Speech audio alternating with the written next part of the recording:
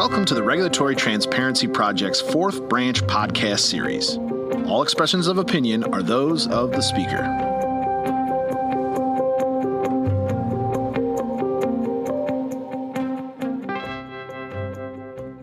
Welcome to the Regulatory Transparency Project's fourth branch podcast. I'm Sarah Bankson, Deputy Director of RTP. Today, we're excited to host two experts discussing the use of outside counsel by attorneys general. Luke Wake, attorney at Pacific Legal Foundation and chair of RTP's State and Local Working Group, and Ketan, Bhirud, attorney at Cozen O'Connor and formerly Deputy General Counsel of the U.S. Department of Homeland Security and a senior executive in the Nevada AG's office. Thank you both for being here with us today. Our listeners can read the full bios for our speakers at regproject.org. With that, I will pass it over to you, Luke. Thank you so much, Sarah. So, yes, as mentioned, we are both involved in the RTP State Local Regulation Working Group, and our goal in this project is to shine a light on regulatory issues that are causing problems for society for which there are no benefits or inordinate burdens to the benefits. And in that vein, we've done a bunch of white papers and podcasts talking about a number of different issues, and we're always interested in exploring issues that maybe are underappreciated. And so in that vein, we wanted to talk about not necessarily regulation per se, but maybe the way in which regulation is enforced. And with that in mind, I wanted to have a conversation here about this practice, and Ketan can explain more what we're talking about here. But the practice of essentially farming out, one could say, bringing in the mercenaries of private counsel on behalf of the state or perhaps the city to enforce regulatory regimes of various matters. And I suppose this could be done in other contexts, but I'm specifically wrap my head around the regulatory issues here. So, would you mind, just giving us an overview of the phenomena we're talking about and how common it is? Yeah. So I guess I'd start with playing off something you said earlier. I wouldn't say this the use. So I think at a broad level, we're going to talk about the use of outside counsel, law firms by attorneys generals, and then tangentially by state or city and county subdivisions as well. But I would say this isn't one of those places where there is no benefit or the benefit necessarily the benefit is necessarily outweighed by the burden.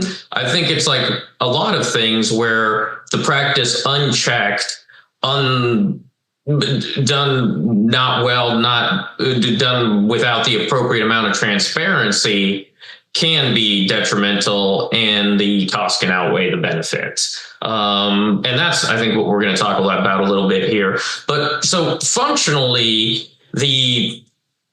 it's my belief, as somebody who's practiced in this space for about the last 10 years, working 4 years in an AG's office and now at a law firm that deals in this space, deals with state attorneys general, deals with the plaintiffs' counsel that represent them, is that the practice of state attorneys generals hiring outside counsel, it's widespread, it's entrenched, it's become a common solution for addressing complex legal challenges and other challenges.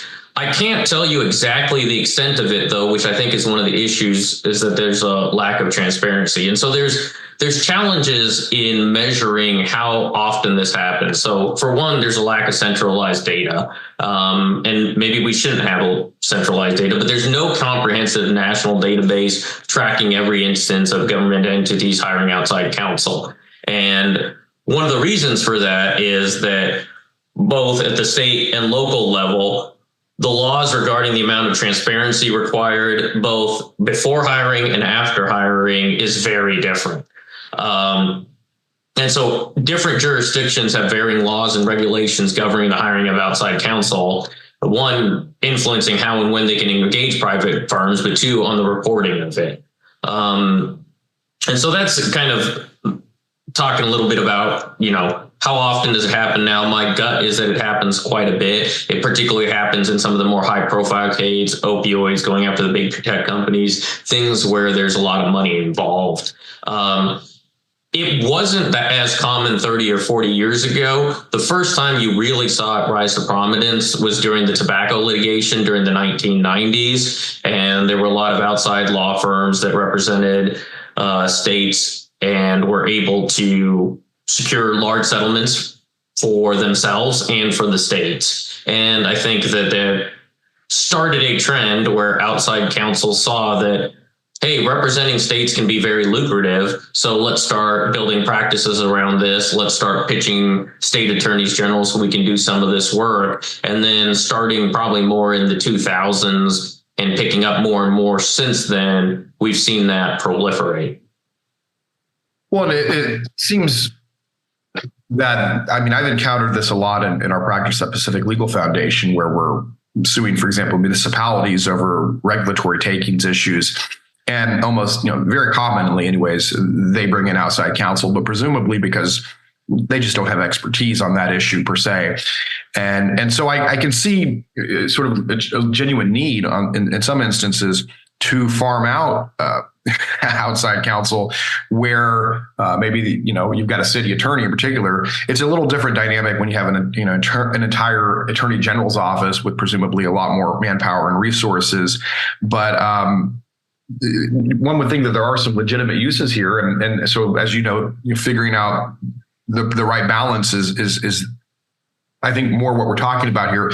One question I would ask, maybe to help frame this a little bit, because you're talking about this as potentially problematic, and I want to help wrap my mind around this and help others listening here.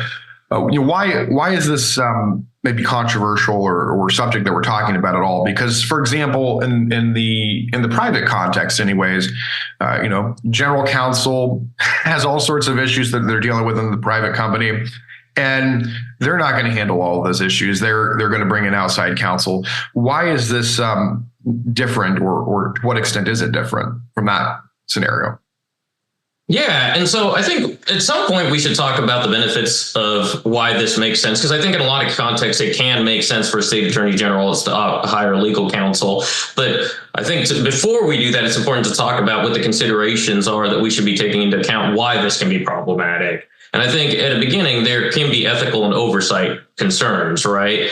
And so there's not always an alignment with the public interest between the goals of the outside counsel and what traditionally the role of the state attorney general has been, which is representing, the interests of the people, right? And so at a base level, if you hire outside counsel, and let's say you're using a contingency fee agreement, if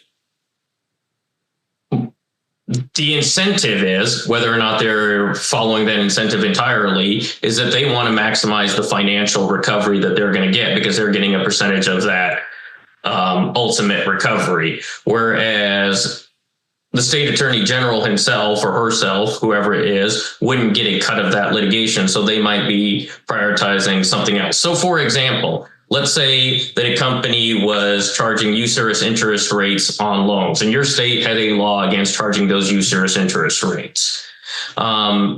A state attorney general without a financial incentive might be looking for immediate remedial action. So they might go to that lender and say, hey, there's a law saying you can't charge over X%. Please stop doing so right now. And if you stop doing so right now, we'll hit you with, X dollar fine. Are you willing to pay that? The issue's resolved. If you have a plaintiff's counsel who's an outside law firm who has an incentive to make as much money as they can, they wouldn't necessarily even want to come and say, hey, stop this practice now. There's actually an incentive for them to not even say, stop the practice now. It's just to file suit. And at the end of it, ask for a large recovery and take some portion of that.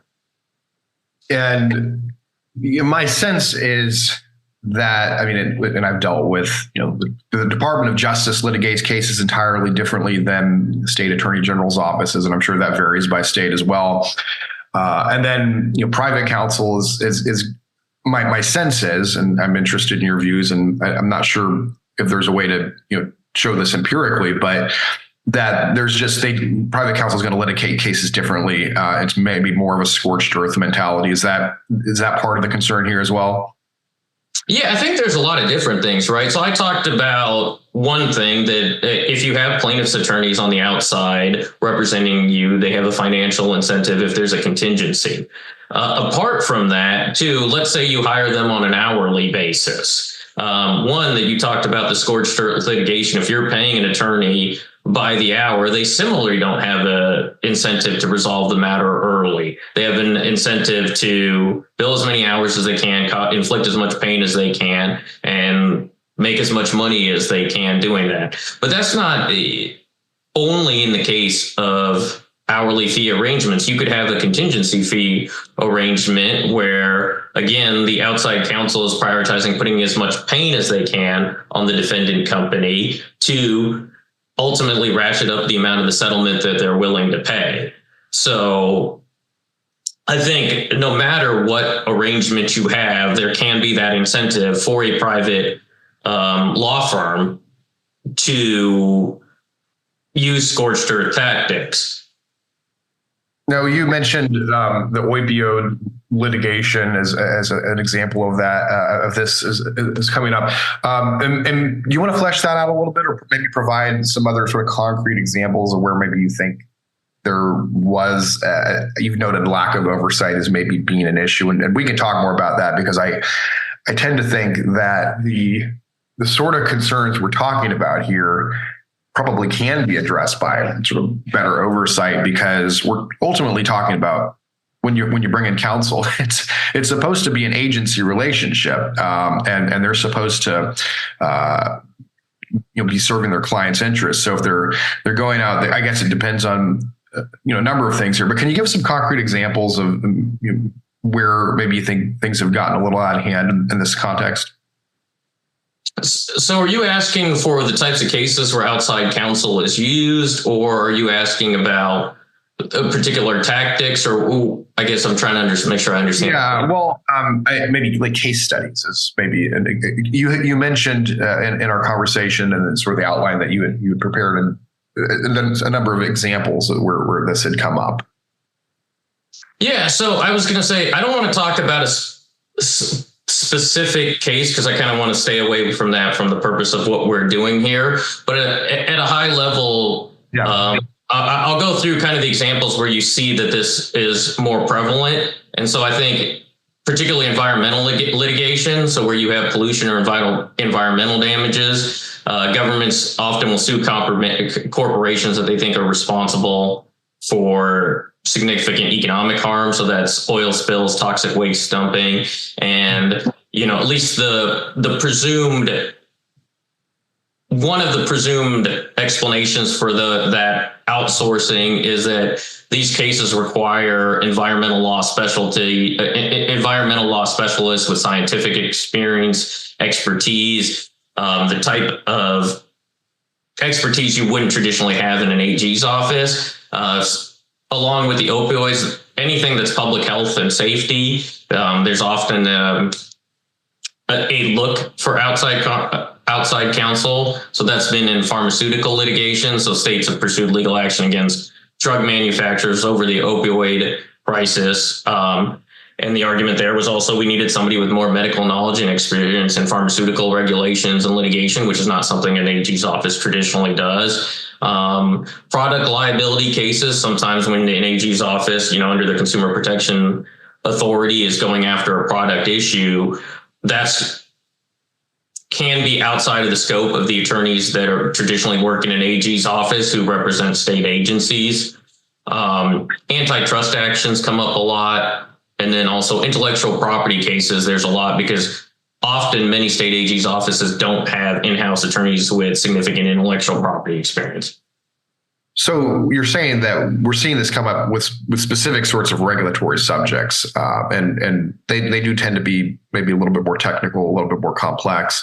So there's some rationale to it. But then again, the concern is about bringing in, say, the outside counsel is maybe going to have a different set of incentives and maybe litigate the case differently. Well, and one other question on this: is this something that we see at all at the federal level, or is this exclusively a state local phenomenon? It's interesting that So I worked in the federal government. I, ran all the litigation at the Department of Homeland Security. If this came up, it didn't come up all that often. I'm sure there was some use of outside counsel, but the larger federal agencies tend to have the expertise I think they need in-house. Also, I think there's probably one reason I think you see some of it more at the state nature is the level of the kinds of actions that the state generally can pursue is different than the federal government. So state attorneys general, most of their authority tends to be consumer protection authority, and they have broad authority to remedy anything that they perceive affects consumers negatively. And so they have a pretty broad authority. And so if they see a wrong as an elected official, a politician, often they have a political pressure in terms of getting elected or reelected to pursue it, but also a genuine interest in if their constituents are upset about something, they're going to be pushed by the constituents and they're going to feel pressure to take action on things. And if they don't have the expertise, they don't have the resources, they're going to need to go to outside counsel. And, the employees in the federal government, for the most part, don't have those at least same political pressures or the direct electoral pressures. That makes sense. And you mentioned that there are laws in some states that restrict the use of outside counsel. Are those, what do those look like? Do they tend to be in, say, the regulatory statute itself, specifying that maybe only the agency can bring the enforcement actions, or is it, or how do those work? What are we looking at in terms of sort of status quo on this sort of regulation?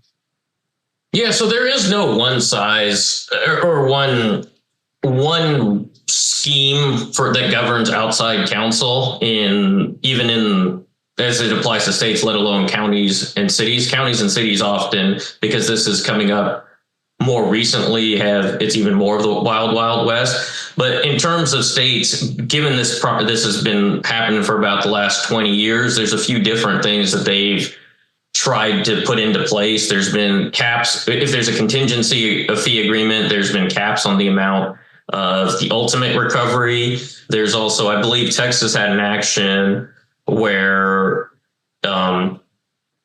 it was the agreement with the outside counsel, which I actually thought made a lot of sense, at least in the abstract, was they got either a percentage of the recovery or a multiplier on their hourly fees, and they got the lower of the two amounts. So the state got the benefit of, if it took longer than the state thought it was going to take, then they were protected that way. Or if it was a quick win, the state was protected because, if it settled in 1 month and the attorneys had put in 100 hours into it and the state got $50 million, the state was going to probably end up paying maybe even $100,000 or less for that ultimate recovery. And the state had the authority to settle that. So that's one thing, that you could cap the amount of the contingency.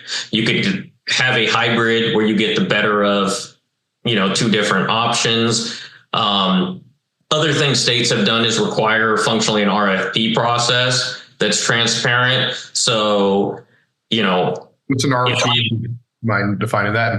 Oh, sorry. Yeah. A request for proposal process. So that if I'm the attorney general of the state and I want to hire outside counsel, I can't just hire my friend Luke Wake. I would have to put out a proposal saying the state of blank is looking for outside counsel to litigate this kind of case. We're looking for somebody with this level of expertise. We're looking for someone who has, who can. So basically, shopping around the way you do procurements for other government projects. Yeah, that's a better way to say it than my rambling, but functionally require that there's some level of process out there that the firm has to meet. They have to meet certain requirements and they have to be able to litigate it. And then it's truly opened up, and then outside law firms can submit their bid for it. Okay, well, all of that makes sense, but one other thing I should mention, I guess, One other very common check on this is a legislative approval. So some states, and I think it's in Texas and Florida, they require any significant contracts with outside counsel be approved by the legislature. And so I think the three main things are fee caps, legislative approval requirements, and then a competitive bidding process through the RFP. And of course, the sort of countervailing concern, there's a lot of different concerns in play when we're talking about how the state is going to wield its executive powers, and I think there's a sort of a separation of powers issue lurking here. I'm not really exactly sure. I haven't spent a tremendous amount of time thinking about it, but you do get it does raise sort of an interesting question as to what extent can the state delegate away its power to enforce the law, which is an executive power. Most states have a separation of powers that vests that specifically in an executive branch. To what extent are you raising constitutional issues when you are delegating that? And I don't know if you have thoughts on that. Maybe it depends again on the sort of the extent to which there's actual oversight. But do you have thoughts on that? So I find those arguments appealing, but to date, they've been largely unsuccessful. I don't know that I shouldn't say that. I'm not aware of any prominent case where a defendant has made that argument and ultimately won. There's been some, I can't remember the case off the top of my head. I think there was a case in California where a defendant made a separation of powers argument, won at the trial court level, was reversed by the California Supreme Court. So to date, those arguments haven't been successful. But I also don't think that doesn't mean those arguments cannot prevail. Each state is different. Each state's constitution is different. Each state's statutory scheme is different. So that doesn't mean that even if in a particular state, the state attorney general has the ability to hire outside counsel, has the power to delegate that doesn't mean it's been done correctly or effectively in that particular case, right? So as one example, even if it were appropriate that a state attorney general hired outside counsel to litigate a case for them, if they were to delegate settlement authority to them and you were able to find that they genuinely did that, maybe that's something that you could raise and that a court would be willing to entertain. I think one of the biggest problems, though, is given the lack of transparency between the communication between the state AG's office and the outside counsel they've hired, which is going to happen kind of in every case because of the attorney-client privilege issues, it would be hard to know exactly what authority they're delegating and who's truly running the case.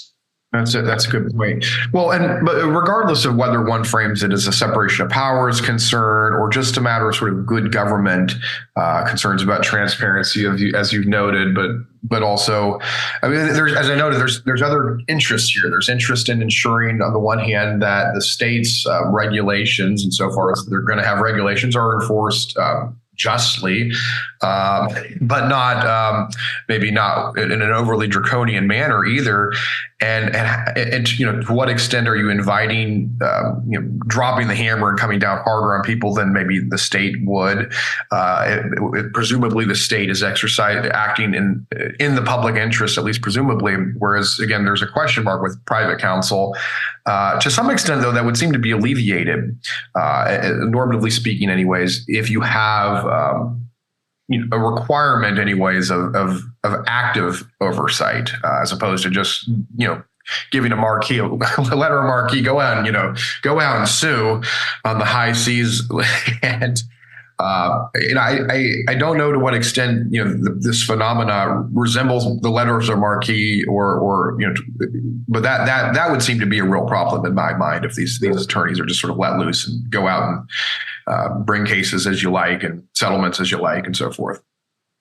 Yeah, I think one of the biggest problems is that even if that were the case, and let's say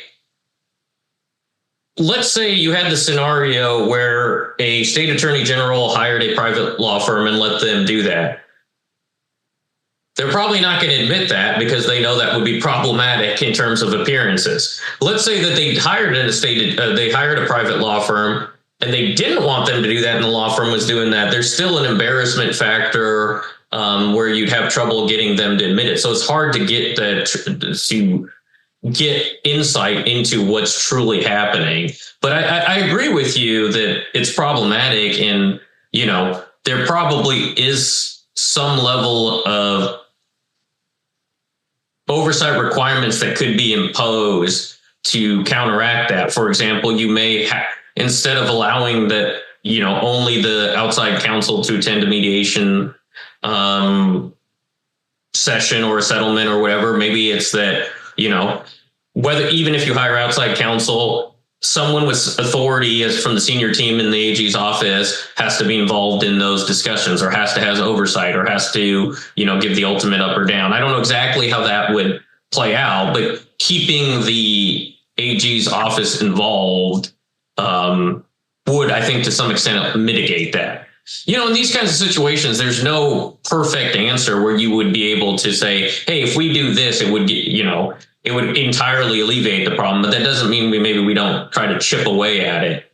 Sure. Well, I'm just thinking about, again, it's a different context, but bear with me for a second. Another context where you're talking about concerns about maybe private interests wielding some semblance of government power. This comes up in, say, licensing boards, right? Licensing boards are often comprised of private individuals who are engaged in the occupation that they're regulating, and they're exercising in some sense ostensible government power as in their role as the licensing board, and yet they have private interests in all of this, insofar as they're in that industry for which they're regulating and keeping out competitors and so forth. And at least in that context, the antitrust laws have been interpreted to say, well, we've got to look at the incidental case. We've got to have active state oversight of those boards, or else there's an antitrust problem. I can see similar sort of logic here, as insofar as there's concerns about public whether they're using the public interest or acting in the private interest and so forth. No, I definitely agree. The incidental board itself had a big impact on the operations at State Attorney General's offices. That case came down just as I was entering the Nevada Attorney General's office, and my first task as general counsel was figure out what this means and figure out how we need to change how we're representing the agencies and the advice we're giving them about what they can do. So I guess it's a great example of, changes do have effects, right? It's not that something happens and it goes out in the ether and it's ignored. Well, if I understand you correctly, part of the problem is here is that we don't know the extent of the problem, because you're saying there's major transparency issues. So if we were to go out and do public records requests on this, for example, we're probably we're going to be stonewalled, right? I mean, how would you even go about if you wanted to figure out the extent of the problem? I mean, I suppose maybe if you were an elected lawmaker in a given state, maybe you could hold hearings or something. But I mean, how could we even begin to wrap our head around to what extent this really is a problem?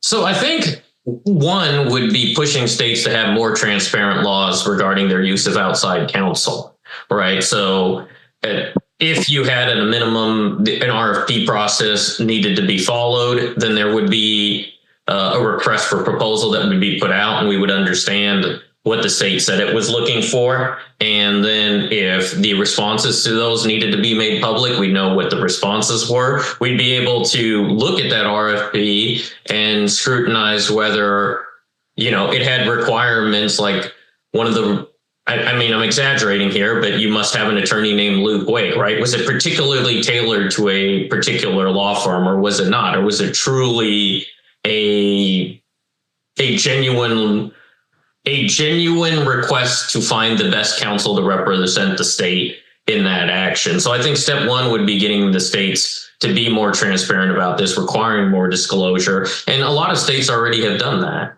I think there's been a good effort towards that, particularly in Florida, and maybe other states could look to that.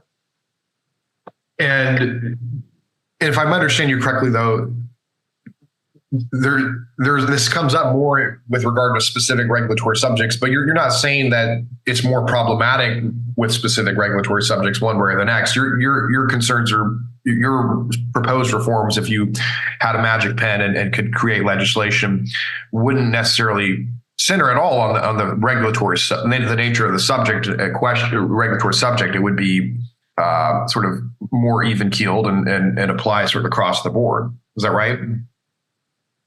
I think that's generally right, but I would change that a little bit. I think the problems of hiring outside counsel and the oversight that we'd want and the transparency we'd want would apply to any concern. That said, I think that, there's some things where we have less concern. Off the top of my head, almost no state is going to have attorneys who are proficient in patent prosecution, right? And if on the one-off chance that the state had some patents that it needed to file, hiring outside counsel for, I'm not saying a nominal amount, but nothing in the tens of millions of dollars to do that is probably not as large a concern, right, as hiring somebody on a contingency basis who's seeking $200 billion. Yeah. Well, are there other guardrails that you normatively speaking, think people should be thinking about here if you're concerned about this as an issue? So, Luke, I'll just go from here. So, Luke, I think that's a really good question. I have a few different things, some of which we've already covered. I think, what we want are some guardrails or safeguards to strike that balance between allowing governments access to the necessary legal expertise and resources that they may need and may not have, for the larger cases where they may need bigger staff for a more complicated matter. And, that may not look like how it's done now, but there is a place for the use of outside counsel. And so I think we want to preserve that. But while we ensure there's accountability, transparency, and most importantly, alignment with the public interest, right? And so I think the most important thing is what we talked about before was having transparency requirements. So that's functionally mandating public disclosures, requiring the contracts between government entities and private counsel, especially if it contingency fee agreements, but probably everything be made publicly available. And, states like Ohio have passed laws requiring public disclosure of any contract with outside counsel. And I think Florida has in some other states. But then apart from that, also not just the disclosing the agreement, but probably detailed reporting of the payments and the recoveries. So, governments could require that any payments to private counsel be clearly documented and reported, if even not in publicly available documents, but to oversight bodies. And so there'd be at least one other mechanism, and whether that's a legislative oversight body or somebody else or specifically created entity. I don't have thoughts on off the cuff. And we talked about it before, probably having a true competitive selection process. So having genuine RFPs. The other thing that we've talked about, but I think is important, is having maybe a limit on contingencies fees. I talked about how Texas had that hybrid where the state got the benefit of whether it was a low hour amount or whether it was a low recovery. Texas paid, the less of the two. And some states have done that. There's also what some states have implemented, and I think is important to consider, is a tiered fee structure. So if you had a contingency fee, it would be a sliding scale. You get maybe more of a recovery for the first X million and less as it went up and up and up. And so there wouldn't be this situation where, you would have a private firm that would be willing to litigate the matter because there's a large recovery for a smaller percentage, but we're giving away more. So we're giving away 40% of 200 billion where no law firm necessarily needs that. The other thing that's similar to transparency, I think, would be, and we touched on it a bit, would be oversight and accountability mechanisms. So finding a way to retain government control over key decisions. And so I think I said this, but I think one of the most important guardrails would be ensuring that those government officials retain ultimate control over key decisions, even when outside counsel is involved. And so that means decisions about whether to settle case, whether to go to trial or pursue certain forms of relief, right? It could go either way. If you're sitting there as the private counsel, you may say, well, I don't want to take this risk. I'd rather get the settlement now because I want the money in my pocket.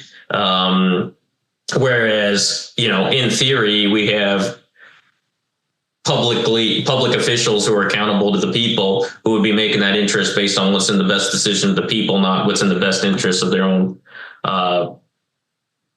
pocketbook. Along with that, we might want some periodic reporting to government authorities, along the way in the case. I don't know exactly the nature of the audits that we want, but you might want backward looking audits to make sure that, hey, we entered into this free contingency free agreement, or even an hourly agreement, or whatever this agreement is with outside counsel. And how did that work? And those backward looking audits, one, maybe we could use the law to have some sort of ability to change the amount of the payment, or change what happens based on what the discovery in that audit is. You have a contract that looks forward, allowing you to look backwards. But even if you didn't do that, auditing them after the fact would let you learn about what you want to do going forward. Another thing that we didn't touch on is kind of the conflict of interest rules for government attorneys are different, and not every state has required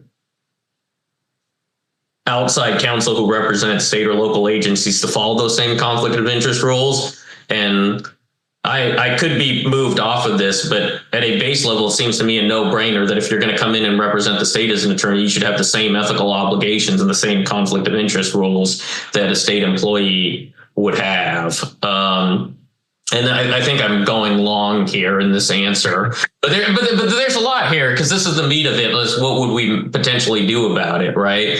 And so I think also legislative or executive approval requirements that you might want to have require the legislature to sign off. You might, from the executive branch, you might want the governor to sign off, because they can have different interests, and or have an executive body the governor creates. So some sort of executive review process. I think some states have already established this. And the last thing is figuring out, certain cases where we want to limit that delegation of authority and say, look, in these kinds of cases, the state, maybe we say, look, in your run-of-the-mill consumer protection case, the state is well capable of doing this. This is their bread and butter. And often they're hiring outside counsel to do these cases because they're high dollar value. And so you have outside counsel coming in and pitching them when the state really could do it themselves, and we could keep all that money in the state. And so sorry for my rambling, but those are my thoughts on things we could consider. Well, it sounds like there's a lot of ideas there for anyone who's concerned about this as an issue to pursue some reform. It sounds like there's things that have been done in a number of states to sort of model on. The interesting thing here is how, at least as you've described these issues, they strike me as all issues for which there really ought not be any sort of ideological disagreement. I wouldn't anticipate. I mean, it doesn't strike me as a red state versus blue state issue.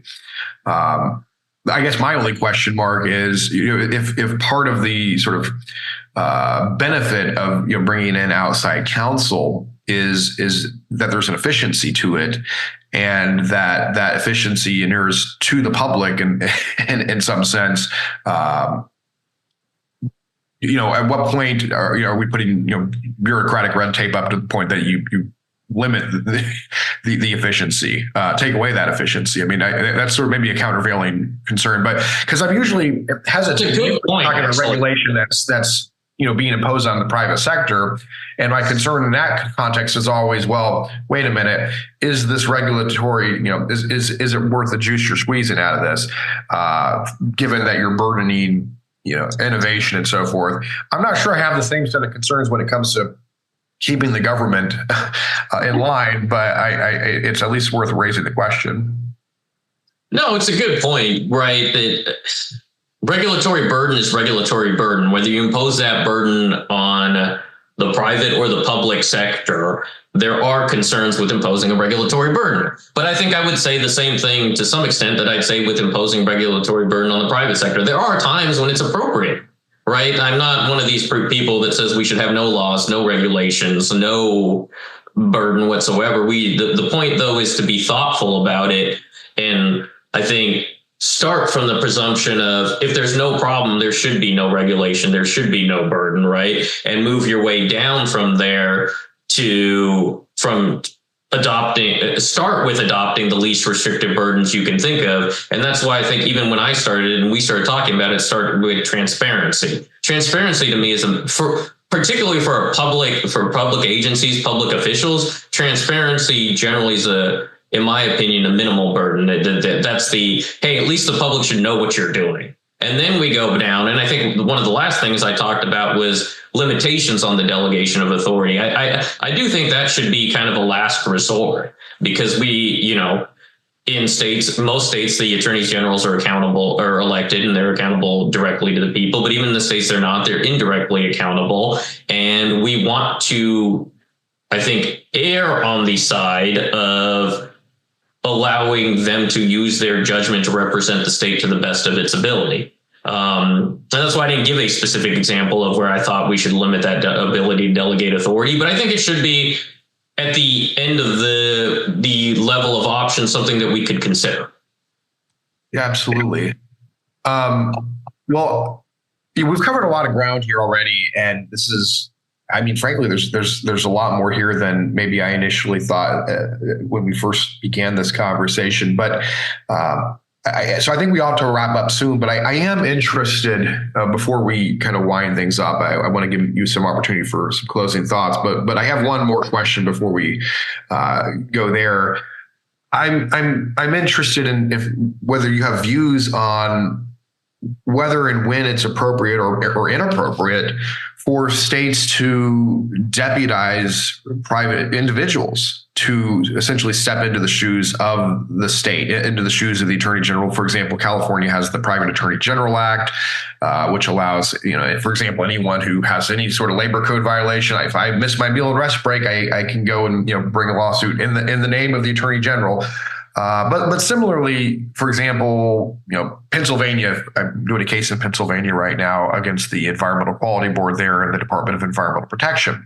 And their statutes basically say, look, if the Department of Environmental Protection initiates a case against someone for violating the Air Pollution Control Act in Pennsylvania, well, then they're handling it. But if they aren't initiating a case, any private individual, anyone can bring a lawsuit to challenge any violation of the statute or regulations promulgated under that statute.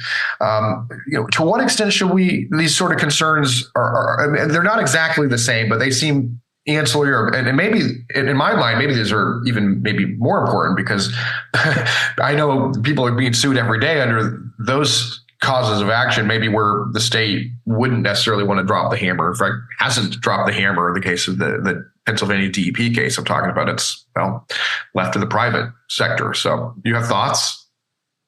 Yeah, so I would say, while there are a lot of differences between the use of outside counsel by state attorneys general and, functionally private attorney general statutes that let anyone bring an action, at a base level, I think we have the same concern. What we have is we're transferring regulatory authority to someone with a financial incentive, right? And so in theory, and I think in practice for the most part, where you have, a state attorney general who's likely elected, they are responsive to the will of the people. Or at least that's the nature of our system, which I'm not ready to give up on yet. So I'm going to presume that to be true. And so what you have from a state attorney general who's enforcing a statute or a regulation is someone who is looking to do so in a manner that benefits the public. When you have a outside counsel who's motivated by either being paid by the hour or being paid on a contingency, their motive shifts towards one that's financial. Similarly, when you authorize anybody to sue for violation of a statute or a regulation or whatever, what have you, you're incentivizing them to do so purely for financial reasons, because they're not going to be able to probably get like a consent judgment that stops the practice. They're not going to be able to get other changes. Functionally, they are able to inflict pain, which could have some deterrent effect, or to get money out of it. And And so I think it's just problematic. It is. I mean, the countervailing argument there, of course, is, well, if we want, to really take this, the legislature passes this standard and the legislature thinks it's really important and they want to ensure the very robust enforcement, there's a certain logic to that. I mean, it's going to result in it being, litigated the heck out of all the time. And there are certainly cottage industries. I'm thinking about a number of issues here in California. You see all those Prop 65 warnings. So if you ever come to California or any product that's sold here, and very much where litigation over very minor ADA issues, or there's a cottage industry for litigating those issues, maybe which aren't litigated elsewhere because there's opportunity to bring in a profit as a private attorney. And so I think in my mind anyways, that exacerbates the regulatory burden and dangers when you have this sort of open-ended citizen suit provisions. But in any event, maybe that's a little field, and we could talk a lot more about. We could do a whole. Yeah. So I'll say one thing on it, and I'll try to be succinct for once. I think generally when you incentivize private actors by allowing them to recover attorney's fees or X amount of dollars per violation, what it results in is the over-enforcement of trivial violations and the under-enforcement of more serious systemic issues. And so I think it flips the incentives that we want entirely on their head. And so generally I'm skeptical anytime that's being done, because I think you want someone accountable to the people to be deciding, hey, when is this truly a serious issue and when is it not? Yeah, that all makes sense to me. Well, do you have any closing thought here? I know we've been talking a while. No, thank you for having me on, and thank you for having this conversation. I think it's an important issue. I think the one thing I will close with, though, is that I want to be clear, and I think we have been, is that I don't think it is per se inappropriate to use outside counsel. And we didn't get into all the reasons that it can make sense. But I think there are many, many, many reasons that it can make sense for AG's offices or cities or counties to use outside counsel, particularly in areas where they don't have the expertise to do so, particularly when, it's a smaller matter where you can bring in somebody who has an expertise you don't know to handle it for you and things like that. And so I'm not opposed to the hiring of outside counsel by attorneys general's offices in all spaces. I just think we need to, it's come up over the last 2 decades. There's been some reform in the area, and we need to be thinking more critically about what the proper amount of reforms in that area are and what the proper amount of transparency is. And I think, Luke, you said on the head, it's not, hey, I don't like this, and so we need to go to the extreme and limit the delegation of authority to do this in so many ways. It's, let's take a look at this issue, look where we see problems, and start with the least restrictive ways of dealing with it and work our ways backwards. Right. We've always, and this is a theme in a number of our white papers of the RTP, just we should be regulating with a scalpel instead of a sledgehammer. But you've raised some really interesting points. And I think if I'd be interested to see if there's folks on the other side of the aisle who think about these issues a little differently, because I'd love to continue the conversation going forward. Yeah, it'd be great. Thank you all. Well, thank you both for sharing your time and expertise with us today. And to our listeners, thank you so much for tuning in.